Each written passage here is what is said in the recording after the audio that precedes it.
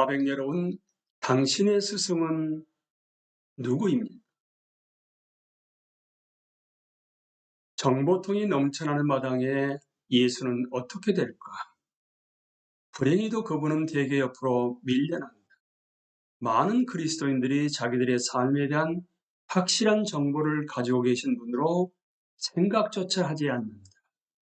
그래서 그들은 그분의 학생이 되지 않는다. 그분에게 배울 것이 뭐가 있단 말인가?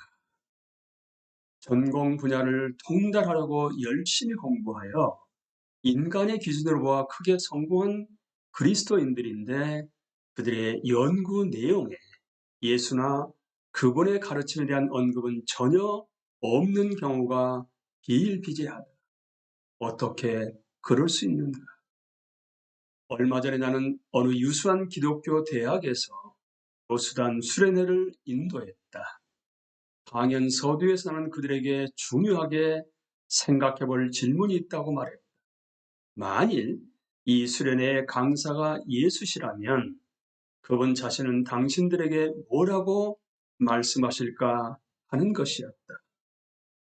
나는 그분이 당신들에게 단순히 이렇게 부르실 것 같다고 소신껏 말했다. 너희는 왜 다양한 연구와 전문 분야에서 나를 존중하지 않느냐? 왜 나를 너희 분야의 연구와 학식의 대가로 인정하지 않느냐?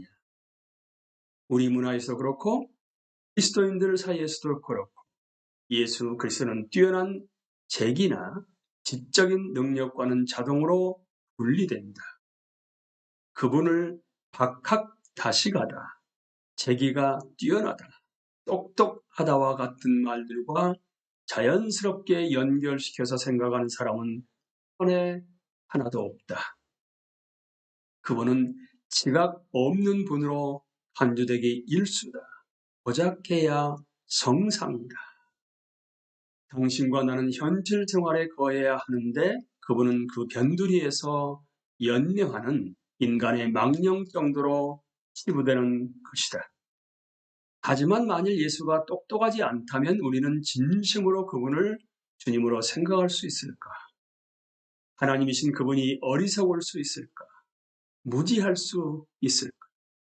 잠시 멈추고 생각해보라. 다른 면들에서는 그리스도인들이 고백하는 그런 존재일 수 있는 그분이 어떻게 과 지성에서는 만민 중에 으뜸이 될 수 없단 말인가? 가장 중요한 주제들에 대해 가장 중요한 정보를 우리에게 가져다 주시는 역사상 가장 똑똑한 사람이 아닐 수 있단 말인가? 믿는 자는 그리스도인들인데도 매 순간의 실존 속에서 예수를 기막히게 무시하는 사람들이 허다하거니와 그 핵심에 깔린 것은 단순히 예수를 존중하지 않는 마음이다. 그분은 큰 능력의 소유자로 진지하게 취급받지 못한다. 하지만 그러고 우리가 어떻게 그분을 흠모할 수 있단 말인가? 단순한 존중조차 들어있지 않은 헌신이나 예배가 무슨 의미가 있을 수 있겠는가? 이와는 대조적으로 예수 안에 있는 하나님의 생명의 능력을 이 땅 구석구석까지 가지고 나갔던 초대 그리스도인들은 예수를 그 안에 지혜와 지식의 모든 보화가 감추어 있는 분으로 보았다. 그들은 그분을 인생 모든 영역의 주인, 지도자, 대가로 보았다. 그분께 대한 이런 확신이 자연스럽게 발전해 나간 것이 곧 무엇을 하든지 말에나 일에나 다 주 예수의 이름으로 하고 그를 힘입어 하나님 아버지께 감사하는 쪽으로 나타났다. 곧 무슨 말이나 행동을 하든지 그들은 늘 함께 하시는 스승 예수와 협력하여 하는 법을 배웠던 것이다. 하나님이 예비하신 삶을 살고자 할진대 우리는 세 가지 면에서 우리의 지침이 될 정보를 예수께 받아야 한다.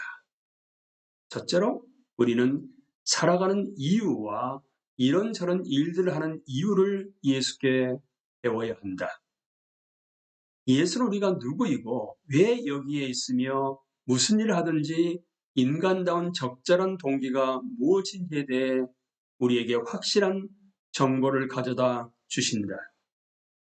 우리는 이미 우리를 향한 하나님의 뜻에서 떨어져 나왔지만 그분은 우리를 하나님의 생명의 흐름 속으로 도로 회복시킬 수 있다.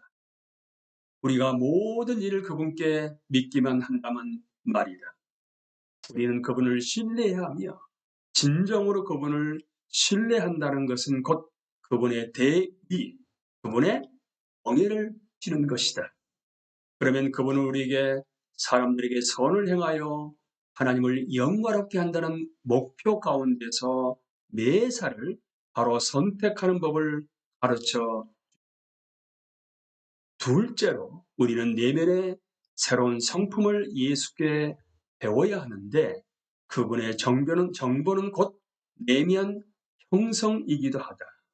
여기서 내면 형성은 영어로 정보의 인포메이션, 인과 포메이션에서 내면 형성입니다.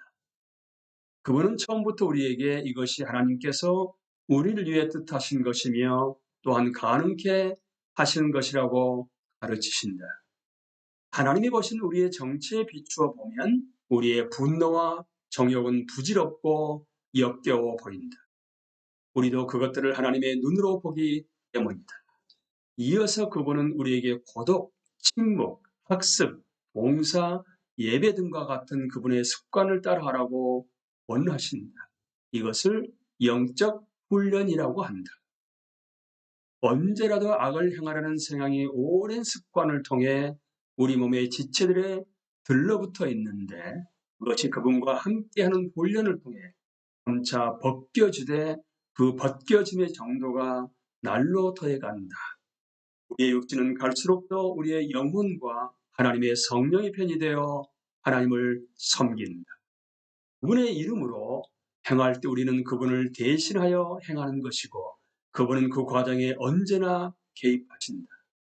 우리는 어떻게 그렇게 되는지 배워야 하는데 그분이 우리의 상황 속에 들어오시기를 우리가 기대하고 그분의 행동에 주목한다면 그분은 반드시 우리에게 가르쳐 주신다. 예수 그리스도를 당신의 스승으로 믿으면 그분이 이 모든 방식들로 당신을 가르치실 것이다. 물론 당신은 언제나 최선의 노력을 다해야 하며 늘 개선의 여지는 있을 것이다.